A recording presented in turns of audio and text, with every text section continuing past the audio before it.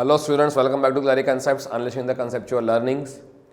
आज हम लोग देखने वाले हैं how to find out stream functions and potential function for the free vortex flow. तो पहला तो ये देखते हैं कि फ्री वॉर्टेक्स फ्लो क्या होता है।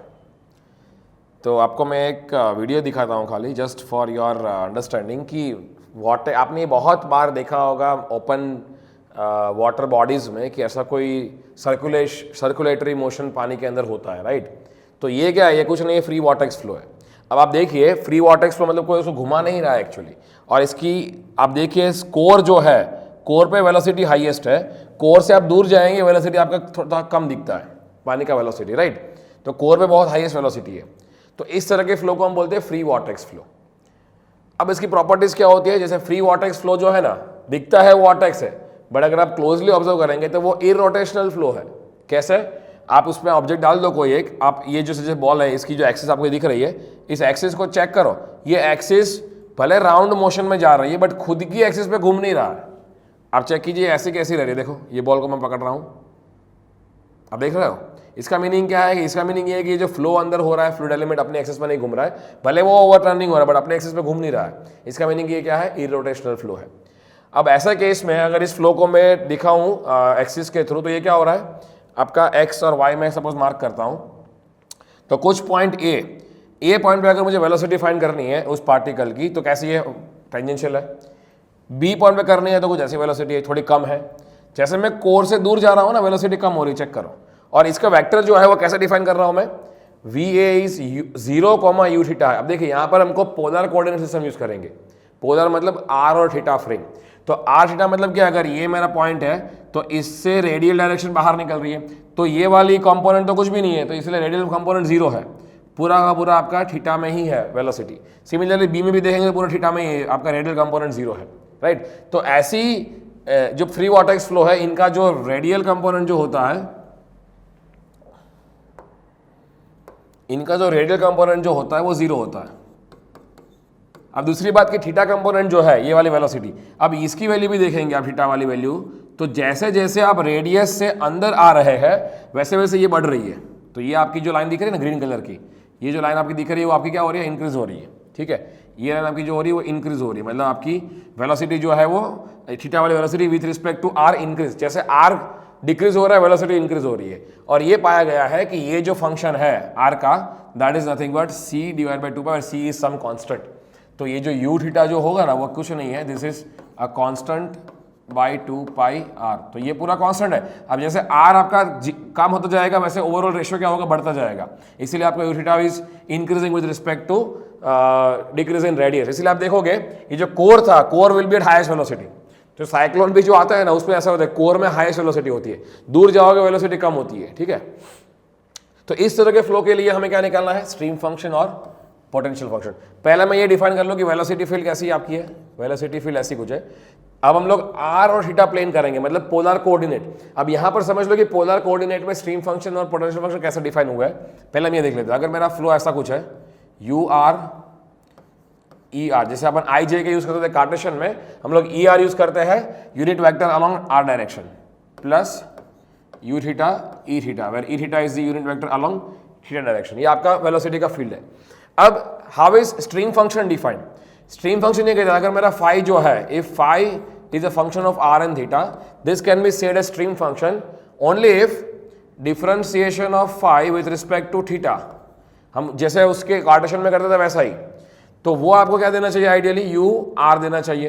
बट यहाँ पर थीटा जो है आप देखेंगे जनरली डेल बाय डेल कोई पैरामीटर हम देखते थे, तो ये थीटा जो है this is not the dimension of the lengthal coordinate, तो यहाँ पर आर मल्टीप्लाई करना पड़ेगा 1 अपॉन आर। तो ये आपके फॉर्मूला है 1 by r del psi by del theta. On the other hand अगर डेल साई को मैं आर से डिफरेंशिएशन लूंगा तो मुझे यू थीटा मिलना चाहिए, और बट माइनस लगाना पड़ेगा। सेम चीज़ है, खाली एक ही चीज़ है कि यहाँ पर आपका 1 बाय आर इसीलिए R theta is the lengthal dimension, R theta is always the lengthal dimension. खाली थीटा लेंथल डायमेंशन नहीं होता है, लेंथ नहीं होता है, राइट। तो ये होता है आपका स्ट्रीम फंक्शन।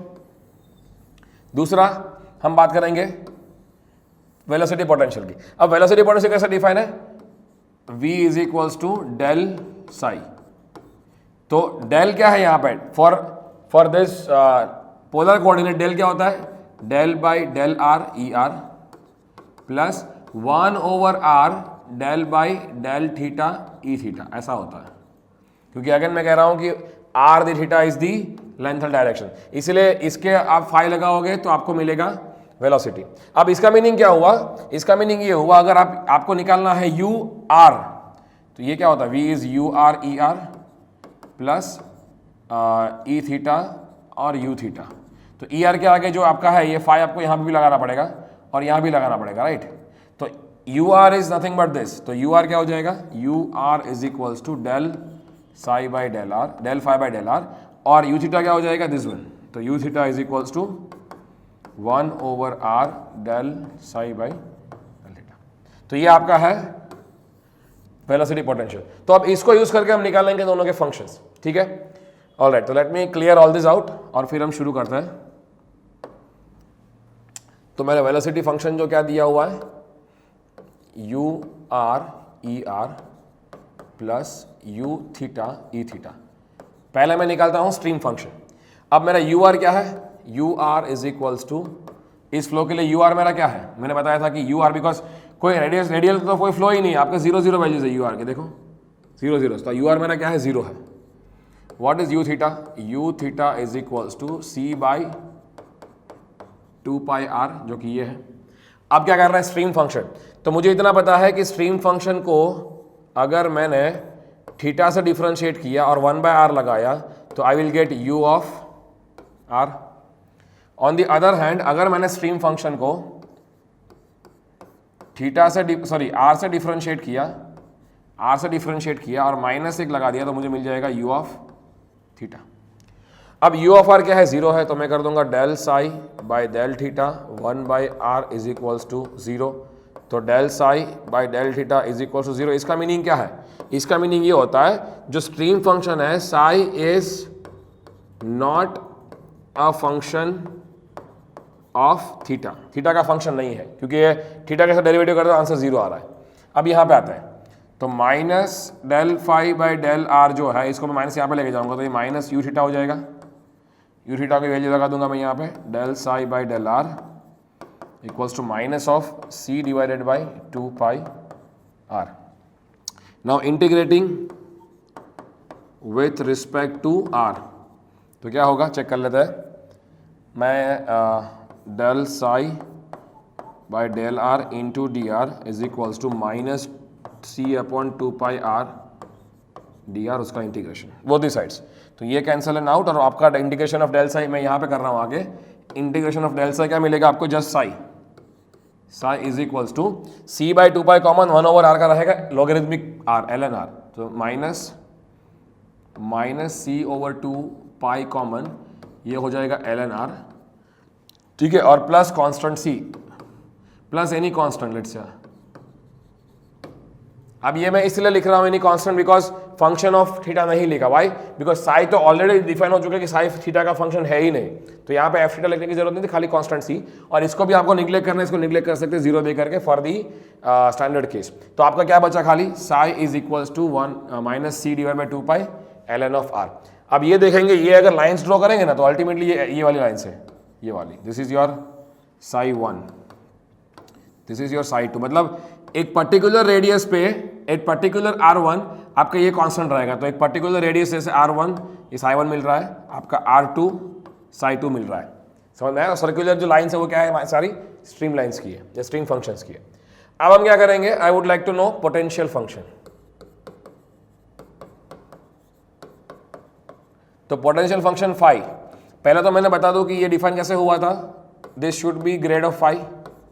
तो ऐसा हुआ है कि भाई u r e r plus u theta e theta should be equals to del phi by del r e r plus 1/r del by del theta of phi e theta.